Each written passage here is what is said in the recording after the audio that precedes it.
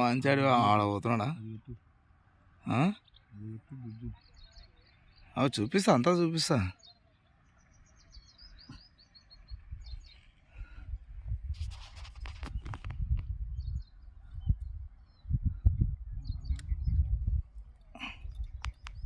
నాయనకల మొత్తం తీసినాక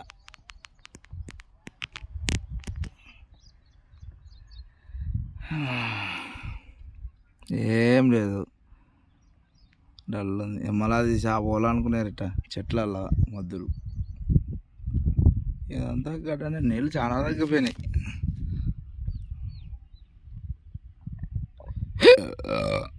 అదల్లా వలలు వేసినారు.